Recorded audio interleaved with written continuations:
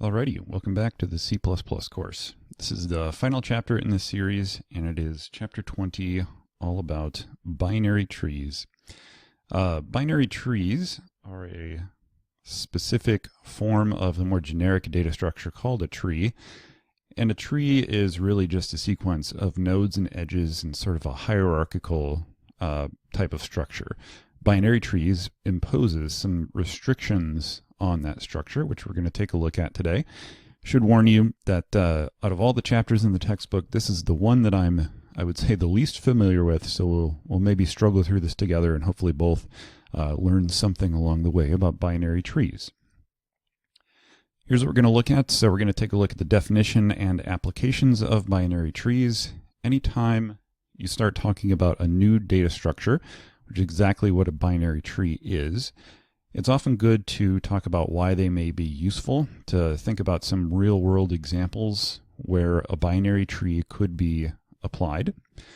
So we'll take a look at that and then see if we can maybe talk about some algorithms that operate on binary trees. And finally, take a look at how we can convert our specific implementations of binary trees, for example, a binary tree that just stores integers, and see if we can't make them sort of more generic, turn them into templates of some kind. So here we go. We may again take the approach, since there's no real, not necessarily any new programming techniques in here. Chapter 20 is really more of an application of the things that we've learned and applying them in a new way. So I'm not sure if we'll dive into any hands-on exercises or not, but here we go. So what is a binary tree? Binary tree, importantly, is a non-linear data structure.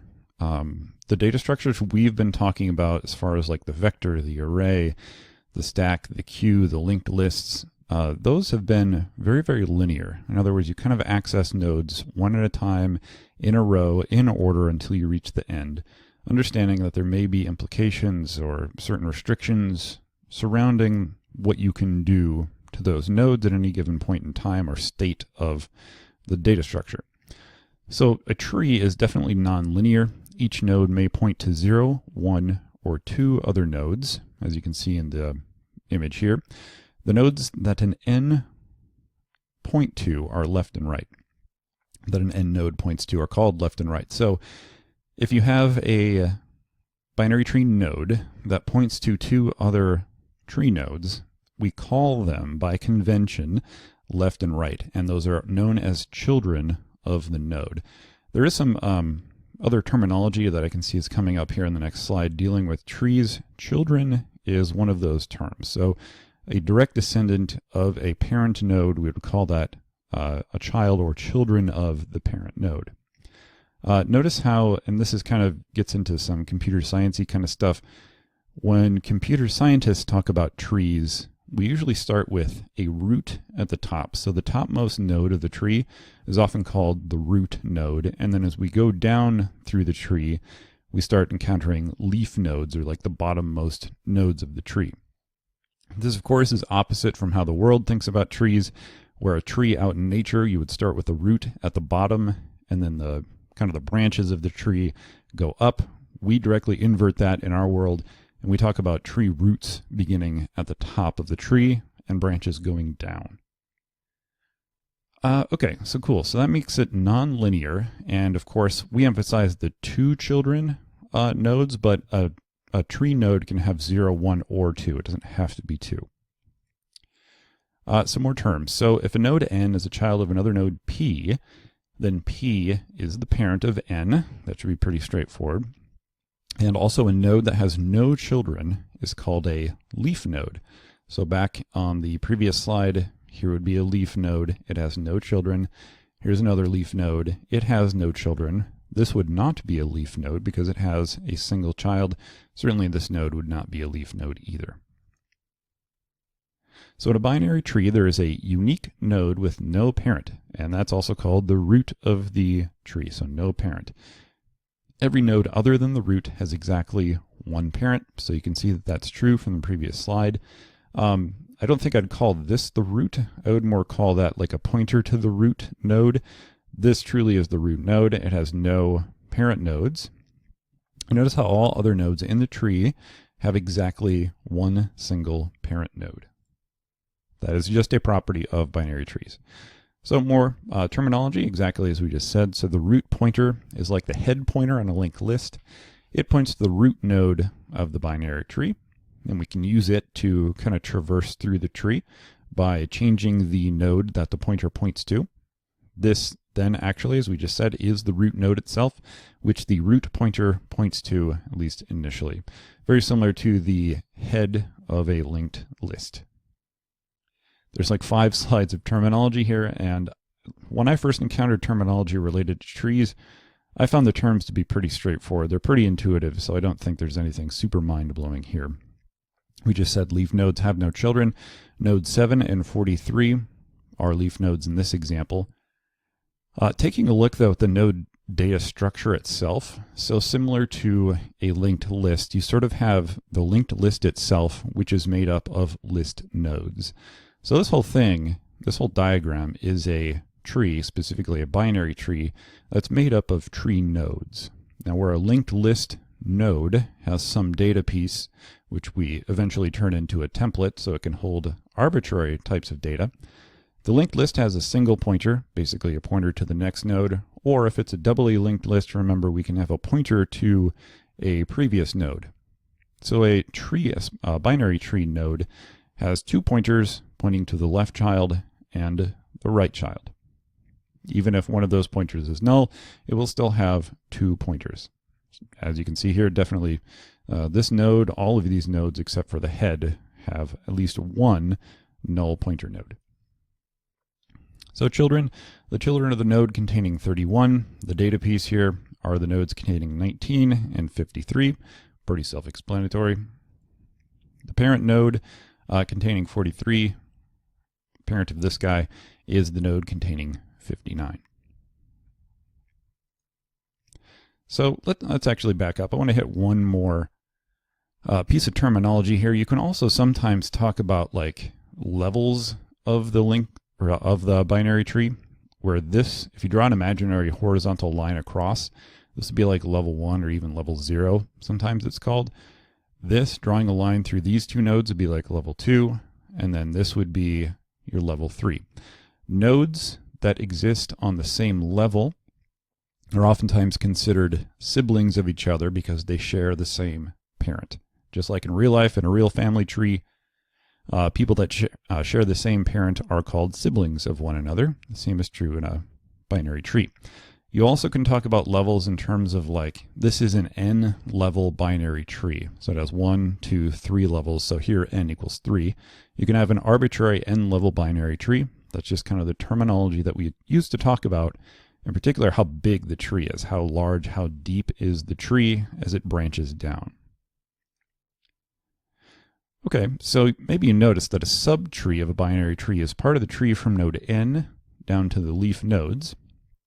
And such a subtree is said to be rooted at n, and n is called the root of the subtree. So if you take a look at a large binary tree, you can break the larger tree down into subtrees. So if you take a look at node 19, so this would be a subtree of the larger overall data structure. And then the tree, or the node containing 19, goes all the way down to node 7, which then has no children. And anytime you start to talk like this, you start to talk about like, the tree has subtrees, this has sub this. We're using the same term to describe a smaller version of that thing. You should start to, your spidey senses should start to go off and start thinking about recursion. Because we can break a larger tree down, even though this tree isn't that large, we can break this larger tree down into smaller subtrees, smaller sub-problems you should start thinking about. Anytime you start to do that, we can think recursively about this type of data structure. So a subtree of a binary tree is itself a binary tree, so we're using like the term in its definition, which again should throw some red flags, getting us thinking about recursion. And a non-empty binary tree consists of a root node with the rest of its nodes forming 2 subtrees called the left and right subtree. And we'll take a look at some code, hopefully after this slide here. So the node containing 31 is the root. The nodes containing 19 and 7 form the left subtree. 59 and 43 would then form the right subtree. Actually, let's talk about some uses here first before we get into some code. Hopefully, as we've been going through some of the terminology, maybe you can, I guess, think yourself about some use cases for such a thing. So generally speaking, a binary search tree is a binary tree whose data is organized to simplify searches. Before we read on through these points, take a look at this tree and see if you can, I guess, notice any patterns about this tree. So we start with 31. Looking left, we see 19. Looking right, we see 59. Not much of a pattern, but we should notice that 19 is less than 31. 59 is greater than 31. Going down to the 19 node, looking left, we see 7, which is less than 19. Looking right, we don't see anything. Looking at the 59 node, you look left, you see 43, which is less than 59. So specifically, the left subtree at each node contains data values less than the data in the root of that node. The right subtree contains data that's greater than. So left is less. It's kind of how you can remember that. Left less, right is greater than. And that kind of self-organization tends to lend itself quite nicely to different types of algorithms that we're going to talk about when we look at traversing binary trees. So while, just to clear up some terminology, while this, scroll back a bit, this is a binary tree because we have at most 2 children. When we add the search piece in and talk about binary search trees, it's still a binary tree because it has potentially at most 2 children, but the data in the children organize themselves in a certain way. So we're sort of adding another property to the binary tree. It is a binary tree, but it is specifically a binary search tree because of how the data is organized. Binary search tree. All right, let's take a look and see if we can find some code to discuss, see how the implementations of these are treated. Okay, here's a simple struct. Here we can treat this as our tree node. We can have an integer for our data piece, storing some value. We can have a pointer to a tree node called left and a pointer to a tree node called right. It's as easy as that. Here we have a left subtree. If we could circle this, we'd have a right subtree.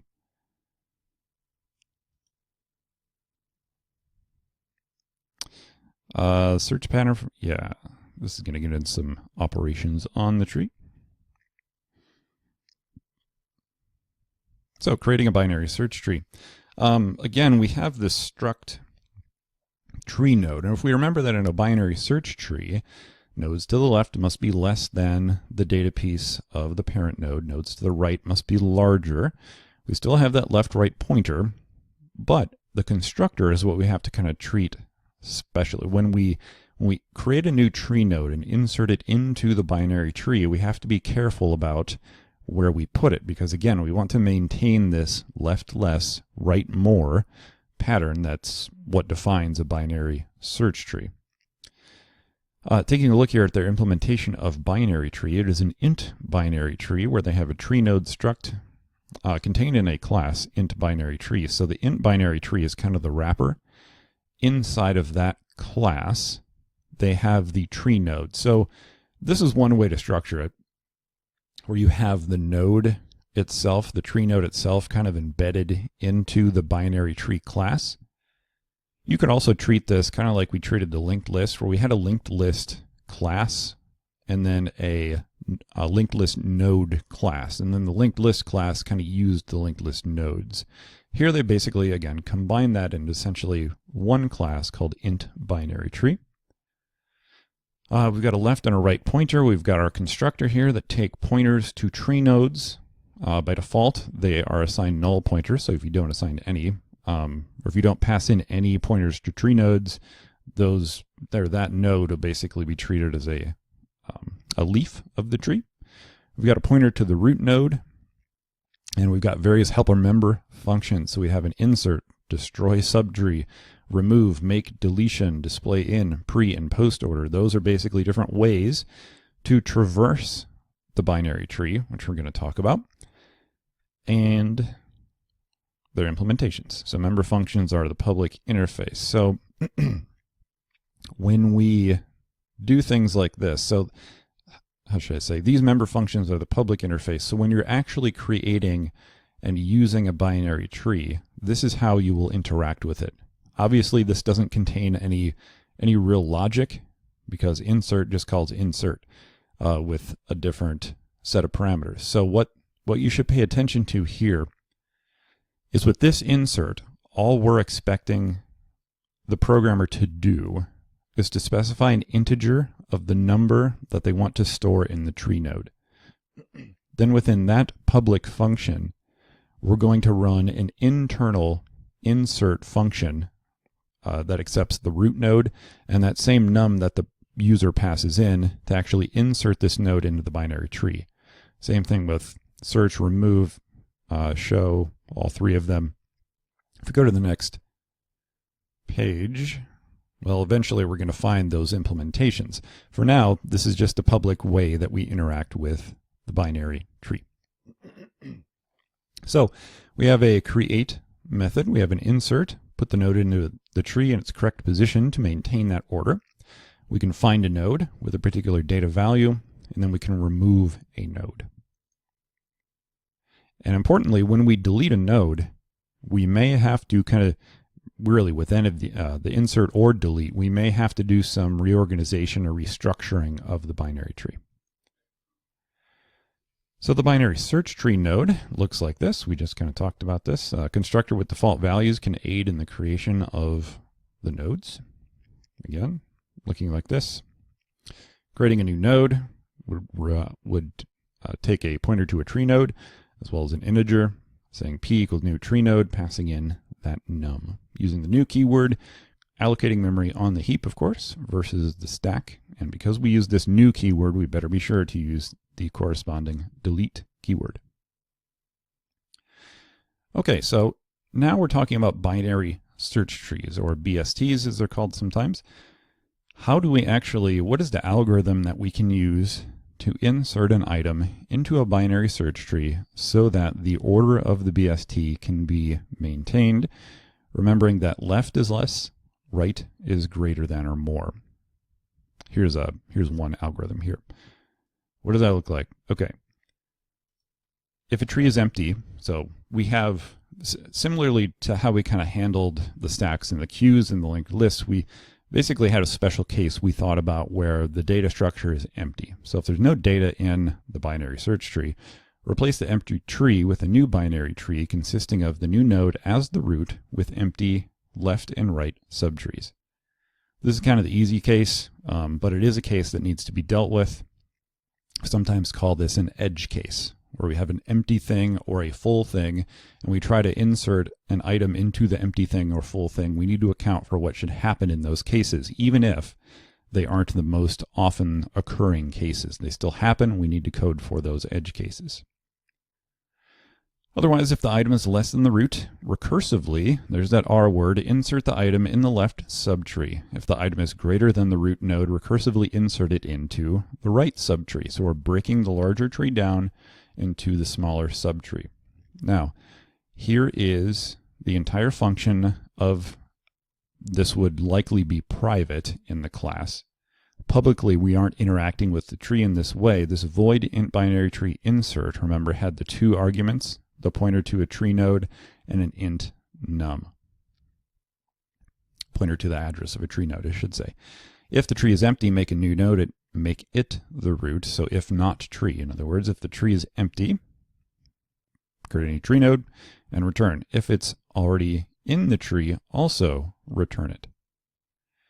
Otherwise, if the tree is not empty, insert the new node into the left or right subtree. Now this looks strikingly simple because notice how we have the insert method here. We're calling the same insert method down here. Okay, we're going to insert into trees left if the number we're trying to insert is less than, remember, less than left, if it's less than the tree's value, passing in num again. Otherwise, it must be greater than, so we'll do the same thing only on the right. Notice I didn't say less than equal to, greater than equal to. That equal to is handled here. We're basically not going to deal with it if that happens here. So note that the function, you should pay attention to this. Notice that the function is passed as a reference to a pointer because the pointer passed may need to be modified by the function. This is also the reason that remove and make deletion are passed in their parameters by reference. Okay?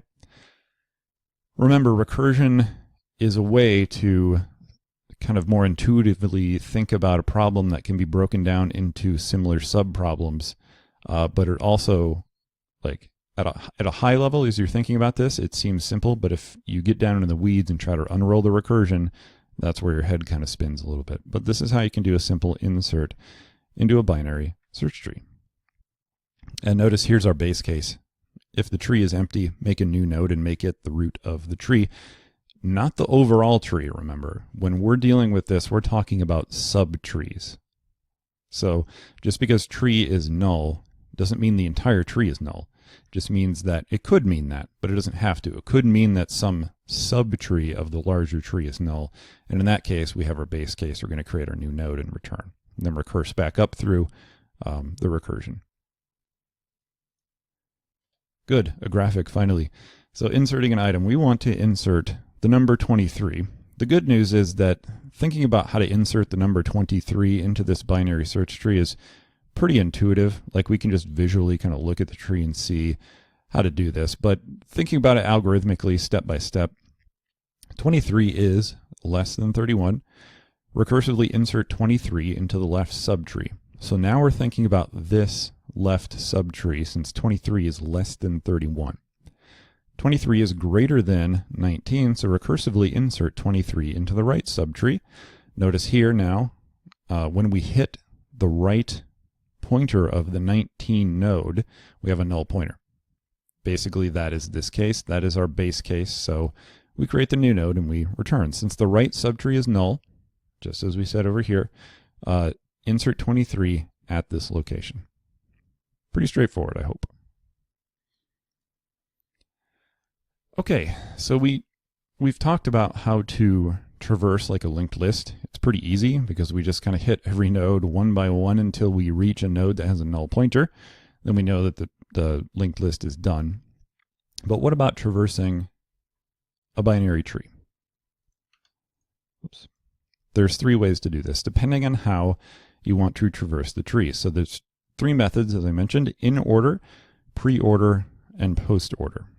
And we're going to see some examples of this, some graphics. And we have, if you noticed, we had those three traverse methods basically baked into our binary tree class in pre and post. So with in order, we traverse the left subtree of the node, process the data, and then traverse the right subtree. So left, data, right. With pre-order, we say we process the data first, then we traverse the left, then we traverse the right. So data, left, right. With post order, we traverse left, then right, then data. Okay. Here we go. This is a good example because it shows pretty quickly and concisely the three methods of traversing the tree. So nodes are visited in this order. So in order says we traverse the left subtree. So we're going to head down the left subtree until we hit the 7 here. We process the node. Then we're going to come back up. We hit 19. Then we're going to come back up. We hit 31. Remembering that this is kind of where we pivoted and processed left. So now we're going to process right. So we're going to head over here. Notice also that these guys didn't have any right subtrees. So we kind of skipped over them as we made our way back up the tree until we hit where we came from again, 31. We already did the left, so now in order says we're going to process the right subtree. Okay, we make our way down here to 59. We're not going to process that data yet, though. That's why we see 43 after 31. We're going to instead head down the left branch of that subtree, and there's no other subtrees to process, so we're going to process this data. Then we're going to head back up and process the 59. Okay, 7, 19, 31, not 59. You may expect to process 59 first just because we hit it first. But remember, in order says we're going all the way down basically first, processing the 43, and then coming back up and hitting the 59. All right, how about pre-order? Let's take a look and review pre-order. So it says process data, traverse left, traverse right. So data first. Okay, pre-order. We hit the node 31. We're going to process that data. What's next? Traverse left. We traverse left. We process the data. Then what? Traverse right. After 19, we can't really traverse right, so we traverse left. We hit 7. There's nothing else to really do in this particular subtree, so we're going to traverse back up here. Now we're going to head right, and we are going to process that data first. So we're going to process 59, then process 43. So with pre-order, there's more of an emphasis on processing the data first rather than traversing as deeply as possible down the tree. How about post-order? So post-order, left first, then right, then data. Least emphasis on the data in this method. All right, so left, heading all the way down here. So 7, just like with in order, we're going to process 7 first. There's nothing else to do here, so we'll come back up. We'll hit the 19. All right, so we got 19. Oops, yeah, down here, 19. Then we're going to hit 43, so we're going to come back up, traverse down, we hit the 43. Then we're going to come back up, hit 59, come back up again, and hit the 31, sorry. All right, searching, very intuitive. How do we search this binary tree? Well, it's pretty easy. Start at the root node, examine the node's data. Is it what you're looking for? If so, then you're done. Else, and I would actually add here, binary search tree. Is the desired data less than the node data? If so, repeat step 2 with the left subtree. Otherwise, if it's greater than, repeat step 2 with the right subtree. Again, notice how we left out the equal sign from these two, because if it is our desired data, that means it is equal to, and we're done. Continue until the desired value is found or until the null pointer is reached, in which case that means that your desired data is not in this tree. So a specific example here, locating 43. Check out the root node. We have a 31. 43 is greater than 31, so we look right. 43 is less than 59, so we're going to look left. Notice that we found it, and we return. Oh boy, how do we delete a node from a binary tree? So if the node to be deleted is a leaf node, that's kind of the easiest case because nothing else in the tree really relies on this node. There's nothing else to really do. So we just basically swap out the node to be deleted with null pointer and then delete the node. So if we want to delete 7, we would delete node with 7 before deletion, and then after it's just the 19 is pointing to the null pointer. If the node to be deleted has one child, adjust the pointer so that the parent of the node to be deleted points to the child of the node to be deleted, then delete it. Example, looks like we want to delete 19. So before, we have to take care to you can think of this as sort of pruning a tree really. And instead of pruning the whole branch off, we want to just prune part of the branch off and then reattach the branch to the tree. So that's what we're doing here. 31 going to 19, this is kind of our prune point, is how I've always thought about it. We're going to snip it here and then reattach the branch so that 7 is a child of 31 now, a direct child of 31. If we have 2 children, if the node to be deleted has left and right, so we're going to promote one child to take the place of the deleted node. Yeah, that's a little bit confusing. Locate the correct position for the other child in the subtree of the promoted child.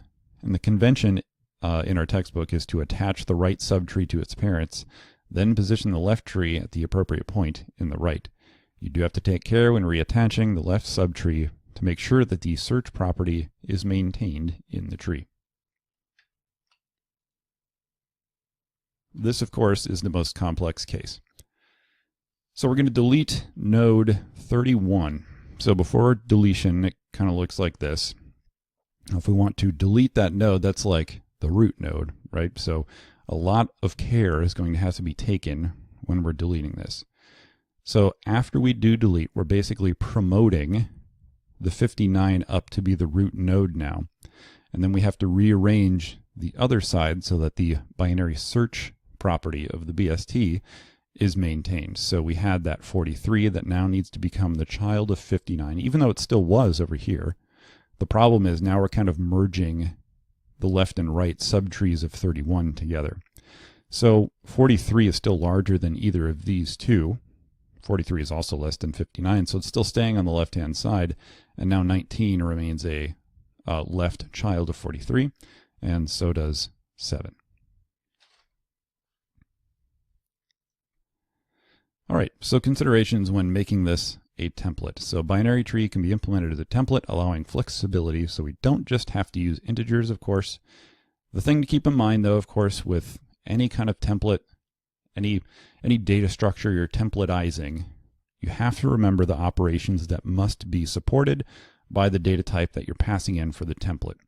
In this case, it's pretty straightforward. You must implement and override the greater than, less than, and is equal to allow for a comparison of the nodes. Because when we're talking about searching any of these algorithms, we're talking about less than, greater than, and equal to. So whatever data type you do pass in as your concrete implementation for your binary search trees must implement greater than, less than, and equal to.